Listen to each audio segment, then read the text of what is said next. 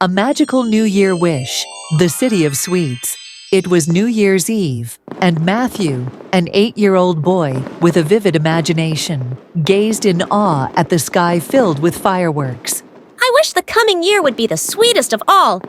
He sighed, standing by the fogged-up window. With that thought in his mind, Matthew drifted off to sleep, embarking on an unforgettable adventure.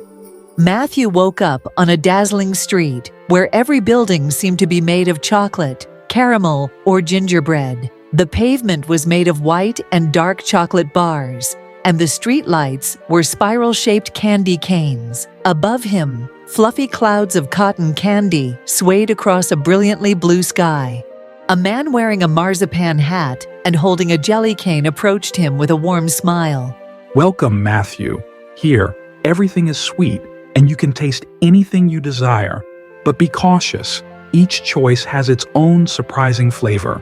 Matthew was amazed. He dashed to a bench made of cream-filled pastries, broke off a piece, and tasted the unmistakable flavor of carrot cake. It's just like a fairy tale. He exclaimed happily. Matthew's days began with a stroll through the glazed fruit garden, where every apple was coated differently: chocolate, caramel, or burnt sugar. He then attended the Sugar Flake School, where he learned how to build houses out of pastries. The teachers were talking donuts, and the homework involved creating delicious projects. In the afternoons, Matthew slid down the melted chocolate slide and skated on the solid caramel rink. He became an expert in tasting, trying every object in the city: a traffic light made of lollipops, a car of fondant candies, and even a bench made of dark chocolate. One day, the man with the marzipan hat warned him, Matthew, be mindful of how much candy you eat. Too much sweetness can turn bitter. But Matthew, enchanted by the freedom to eat anything, didn't listen. Soon, he began to feel a strange ache in his teeth. The chocolate houses no longer looked as appetizing, and the vibrant colors of the city started to fade. One day, he found himself sitting in a large, shiny chair, with a jelly lamp hanging above him.